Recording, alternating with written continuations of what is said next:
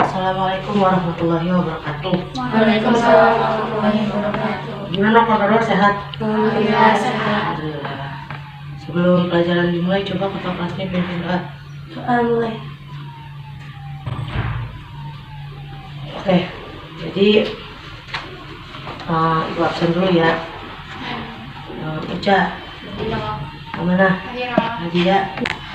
Alhamdulillah masuk semua. Jadi sebelum memulai pelajaran, ibu akan menjelaskan apa yang akan kita pelajari. Jadi kita akan mempelajari nafsu syahwat dan juga ghadab. Yang pertama kita akan pelajari pengertian nafsu syahwat dan ghadab, lalu bahaya dari nafsu syahwat dan ghadab. Yang ketiga, hikmah dari nafsu syahwat dan ghadab. Tujuannya agar siswa dapat mengkaji sifat dasar nafsu, terus agar siswa dapat memahami nafsu syahwat, lalu agar siswa memahami nafsu amarah atau ghadab. Nah, sebelum memulai pelajaran, ibu akan memberikan sebuah motivasi dahulu yang sering sekali kita dengar, yaitu menjada wajada. Barang siapa yang bersungguh-sungguh, pasti ia akan berhasil. Ya, jadi ibu harap di pelajaran kali ini kalian benar-benar memperhatikan supaya kalian bisa berhasil. Nah, ada yang tahu kenapa hawa nafsu diciptakan? Jadi kenapa hawa nafsu diciptakan? Ya, jadi pada dasarnya, pada hakikatnya setiap manusia itu tidak bisa hidup tanpa hawa nafsu. Gimana jadinya kalau misalkan manusia tidak mempunyai nafsu makan? Jadinya binasa, ya, jadi binasa, terus bisa sakit juga. Lalu apa jadinya kalau misalkan manusia tidak dikasih nafsu terhadap lawan jenis? Bisa binasa juga. Ya, maka dari itu kenapa hawa nafsu itu diciptakan oleh Allah. Pengertian nafsu coba dibacakan. Ayo, sini baca. Nafsu secara istilah keinginan seseorang atau dorongan hati yang kuat untuk memenuhi kebutuhan hidupnya. Ya, lanjut. Mana baca? Nafsu secara logawi menyukai atau menyenangi. Ya, jadi nafsu itu kecintaan terhadap sesuatu yang mana sesuatu itu sudah menguasai hatinya. Jadi dia akan berbuat apapun untuk memenuhi nafsu tersebut. Ya, jadi kecintaan itu seringkali menyeret seseorang terhadap untuk melanggar hukum-hukum Allah, ya, demi merasakan kelezatan dunia. Dorongan nafsu terhadap dorongan nafsu syahwat itu mengarah kepada tiga hal besar. Yang pertama, kepada harta benda, itu bisa melahirkan kerakusan, terus perampokan, pencurian, lalu manipulasi dan juga korupsi. Nah, lalu yang kedua, kesenangan terhadap seks, itu bisa melahirkan kejahatan yang berupa perzinahan, penyimpangan seksualitas lainnya. Lalu yang ketiga, kesenangan terhadap jabatan. Nah, itu bisa melahirkan para pejabat dan juga pemimpin yang zalim, otoriter, bahkan diktator yang akhirnya menindas bawahannya, ya, yang untuk melakukan apa saja untuk mendapatkan jabatannya. Apa saja dilakukan karena sudah dikuasai itu oleh hawa nafsu. Nah, lanjut. Bahaya dari nafsu syahwat. Nah, salah satu sifat dari nafsu syahwat itu adalah tidak terpuaskan. Jadi apabila seorang manusia itu sudah menuruti satu aja dari nafsu syahwat, itu dia bakalan terus pengen lagi, nggak bakal ada hentinya. Soalnya udah diturutin satu. Misalkan andai kata ya dia udah punya segunung emas, nah itu masih belum puas, ya, karena nafsu syahwat itu nggak akan ada habisnya. Yang pertama, bahayanya nafsu syahwat, coba dibacain, bacain. Nomor 1, merusak potensi diri seseorang. Terus yang kedua, mendatangkan kesusahan dan kesempitan. Nomor 3, mengakibatkan rusaknya lingkungan alam karena nafsu mengeksploitasi alam yang berlebihan. Ya. Jadi yang ketiga ini kenapa? Maksudnya itu yang ketiga itu misalkan ya, ibu mempunyai sebuah lahan. Nah, lahannya itu berupa kayak hutan. Lalu ingin membangun sesuatu di situ. Nah, lalu habis itu saya tebang semuanya, apa yang terjadi? Rusak kan, lingkungan alam jadi rusak. Makanya itu, dari itu kita nggak boleh berlebihan. Tebang aja seperlunya, tidak boleh semuanya. Oke, yang keempat, dampak menuruti nafsu syahwat terhadap kelezatan makanan itu akan menimbulkan banyak penyakit, ya, obesitas itu contohnya. Yang kelima, nafsu akan mendorong manusia untuk berbuat jahat. Jadi kalau misalkan udah nafsu itu kan kita kadang nggak sadar, jadi bisa berbuat jahat tanpa kita sadari. Coba bacain Nadia bacain. Cara menentukan nafsu syahwat, meningkatkan takwa kepada Allah. Terus yang kedua, Mujahadah. ya, meningkatkan takwa kepada Allah. Ada yang tahu apa aja cara meningkatkan takwa kepada Allah? Dengan cara sholat, puasa, berzikir, ya. Pokoknya mendatangkan rasa takut ya di dalam hati kepada Allah. Nah, itu meningkatkan takwa kepada Allah. Lalu mujahadah. Mujahadah itu berasal dari kata al-jihad, ya, artinya kesungguhan. Jadi maksudnya itu kita sungguh-sungguh dalam menundukkan dan juga melawan hawa nafsu. Nah, itu maksud dari mujahadah. Lalu hikmah menundukkan nafsu syahwat itu yang pertama, menjadi motivasi untuk berbuat baik, beribadah, dan meraih kesuksesan. Tadi kan cara menundukkan nafsu syahwat itu bertakwa kepada Allah. Nah, itu bisa membuat kita menjadi lebih baik lagi. Ya, terus yang kedua, hidup lebih terarah, lebih terkontrol. Yang ketiga, terhindar dari perbuatan keji dan juga mungkar. Yang terakhir, disukai banyak orang. Siapa sih orang yang nggak suka sama orang yang jauh dari nafsu syahwat? Jadi banyak orang yang suka sama dia. Nah, lalu kita masuk ke selanjutnya, itu ghadab, ya.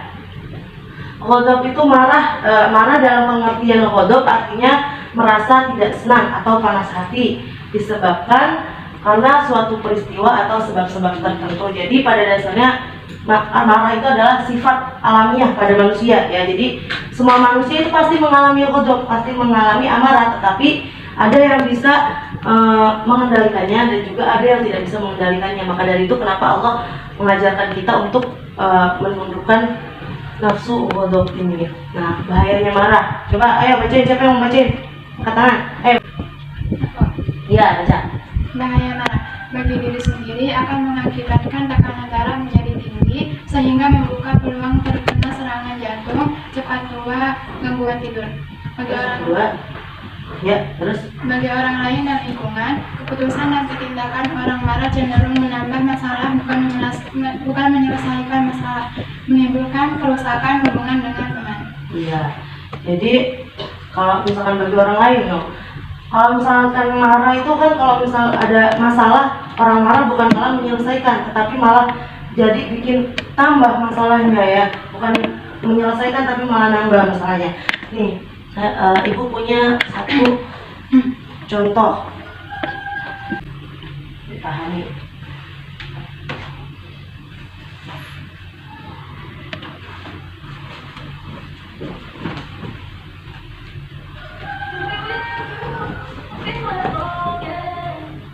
Nah, marah dia kan.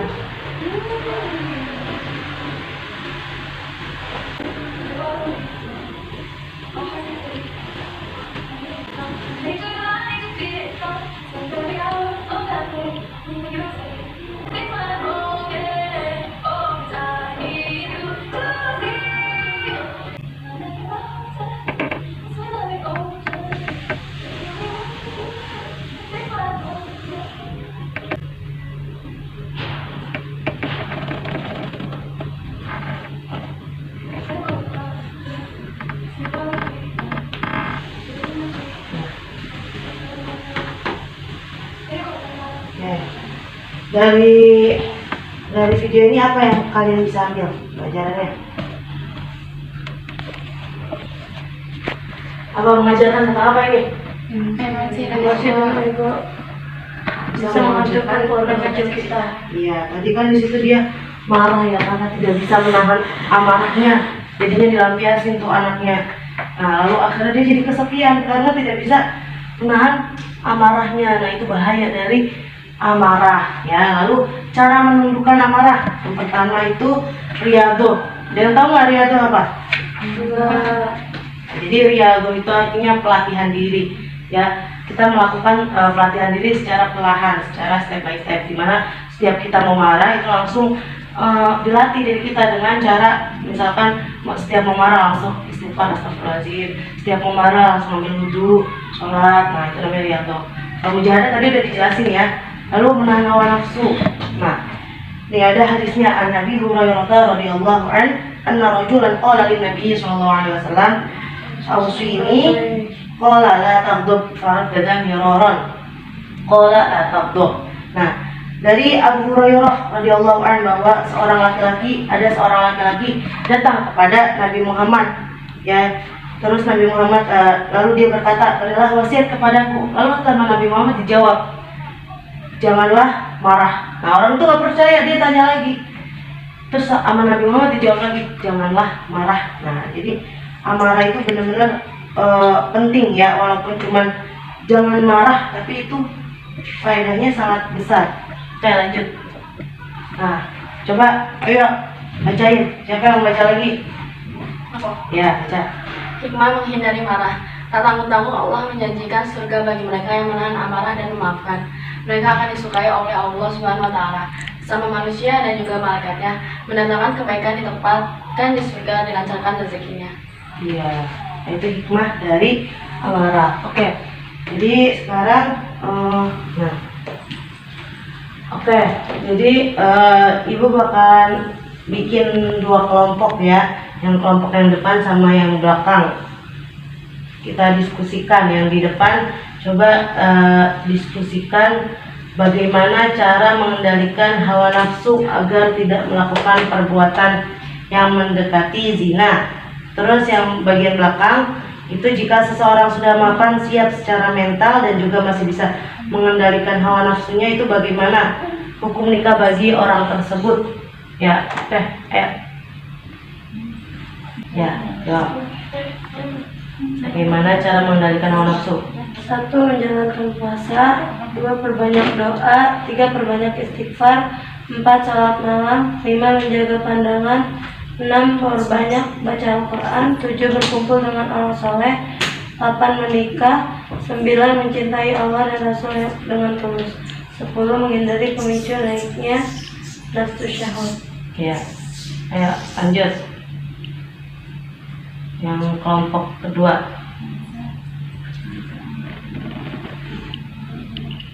Jika antara kedua pasangan sudah mampu secara ekonomi, usia, biologis, dan psikis, tetapi keduanya masih mampu menahan diri dan bisa mengendalikan hawa nafsu, maka keduanya disunahkan untuk menikah. Tetapi meskipun disunahkan untuk menikah, kedua tetap dianjurkan untuk menikah karena keduanya sudah mampu. Oke, baik. Kasih tepuk tangan untuk kita semua. Kesimpulannya, ayo bacain kesimpulan.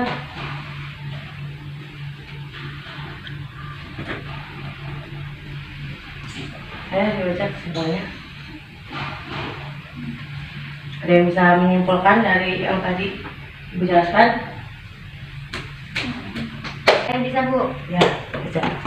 Hawa nafsu adalah sebuah perasaan atau kekuatan emosional yang benar dalam diri seorang manusia, berkaitan secara langsung dengan pemikiran atau fantasi seseorang. Hawa nafsu merupakan kekuatan psikologis yang kuat yang menyebabkan suatu hasrat atau keinginan intens terhadap suatu objek atau situasi demi pemenuhan emosi tersebut. Dapat berupa hawa nafsu untuk penguatan, pengetahuan, kekuasaan, dan lainnya. Namun pada umumnya dihubungkan dengan hawa nafsu. Ya, oke, baik. Sebelum ditutup, mau Ibu tanyakan yang tadi, pelajaran yang tadi ya, Ibu tes. Tadi mujahadah menurut bahasa apa? Jihad. Oh iya. Jihad, oke. Terus nafsu amarah menurut Lugawi Cindy apa? Menyukai atau menyenangkan. Iya. Oke. Nah, udah ya, udah paham semua ya, alhamdulillah. Nah, berakhirnya kelas kita sudah hari ini. Ayo, ditutup ketua kelas. Coba diperiksa dulu kanan kiri ada sampah atau tidak. Nggak ada sampah, ya ditutup ketua kelas. Ya, pelajaran selesai. Mari kita menutup demi pelajaran kali ini. Doa dengan Assalamualaikum warahmatullahi wabarakatuh. terima kasih. 20 menit.